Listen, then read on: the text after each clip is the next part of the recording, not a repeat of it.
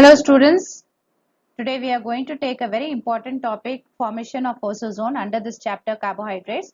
So what are oxazones? Oxazones are derivatives of carbohydrates. Reducing sugars, they give this test, that is the yellow crystals of oxazone are formed when reducing sugars are treated with the excess of phenylhydrazine. So what is this excess of phenylhydrazine? We are going to see. And the non-reducing sugars like sucrose is the best example. It will not give the oxazone, that is the oxazone derivative cannot be prepared from sucrose. And what are these reducing sugars? When do you call as a non-reducing sugar? That we are going to deal separately in the another lesson. So various carbohydrates give different crystal structures are there for the oxazone. Some are mentioned over here. That is malt oxazone gives petal shape. Lactose gives a puffed shaped crystals. Galactosazone give rhombic plate shaped crystals. Glucosazone give the broom or the needle shaped crystal. And the most important point today's discussion is based on the oxazone which is obtained from glucose, fructose and mannose. Mannose and glucose, once if I explain about the formation of oxazone from glucose, the mannose is very similar with that of glucose. So why? Because both are here aldehyde functional group containing carbohydrates. These are. So today we are going to discuss this point, that is the same oxazone is obtained from glucose as well as the fructose. Now we are going to take up the formation of oxazone from glucose. Glucose molecule has an aldehyde group at the terminal position. The carbonyl group is present here. So this reaction we have come across in the carbonyl compounds chapter. Reaction of phenylhydrazine with aldehydes as well as ketones. So what reaction will take place over here in the first step, that is the first molecule of phenylhydrazine, elimination of water molecule takes place. The double bond remains as it is not lost, and here NNH5, this part, because of the formation of this part, it is called as the phenylhydrazone. So the hydrazines give the products as hydrazones. Phenylhydrazine will give the product as a phenylhydrazone. Now here alpha position over here at this carbon atom, one hydrogen can be lost as a proton, and here this bond will be pushed inside as a double bond, and from here one more hydrogen can be lost. Then meanwhile what is happening, the second molecule of phenylhydrazine undergoes cleavage over here. So one part of this molecule wants one hydrogen and the other part of the molecule needs one more hydrogen. So two hydrogens are required for this to get ammonia and aniline. So both the hydrogens we are getting from the phenylhydrazone molecule. This one. This is one hydrogen we are going to provide, and this is one hydrogen we are going to provide. As a result, one hydrogen goes here and forms ammonia, and the other hydrogen is utilized here to get the aniline. So in this way the second molecule of phenylhydrazine is utilized.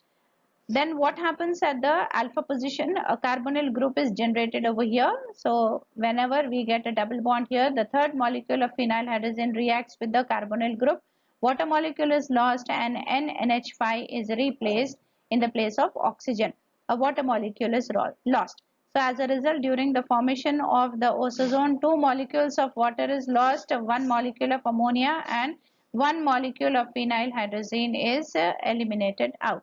So see the structure of oxazone, H, C double bond N NH C6H5, C double bond N NH C6H5. Now when we take up the formation of the oxazone from the fructose, let us see whether we are going to get the same structure or not. So next we are going to take up the formation of the oxazone from fructose. Now we are going to take up the formation of the oxazone from fructose. So fructose is a ketose.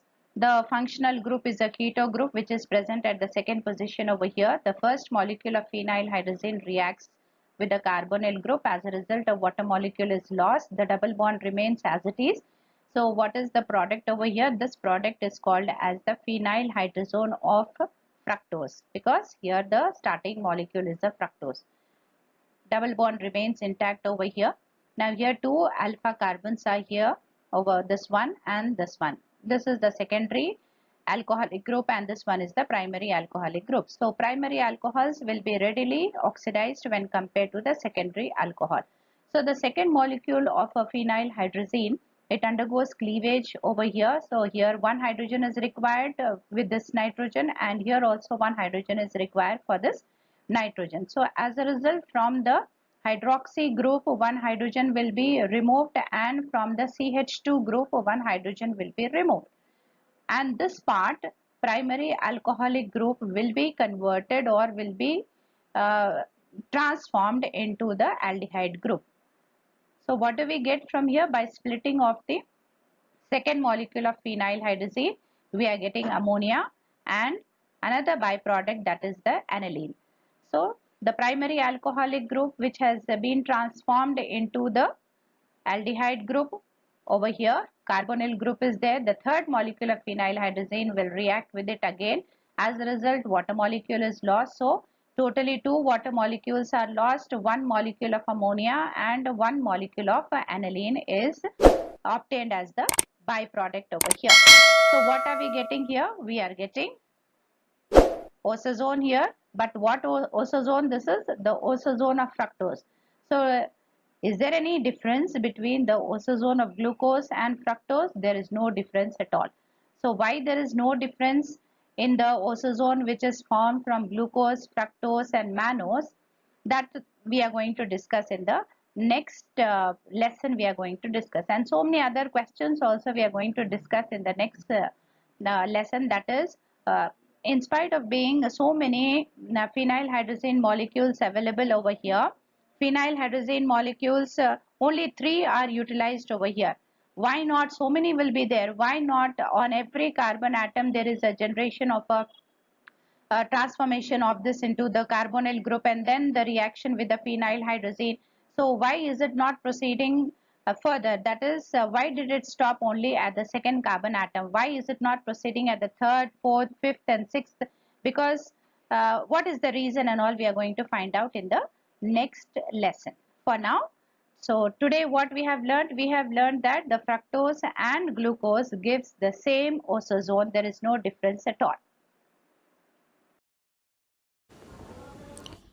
Now you go practice today's lesson. But before you leave, don't forget to subscribe my channel and hit that bell icon so that you get the notification every time I upload a new lecture.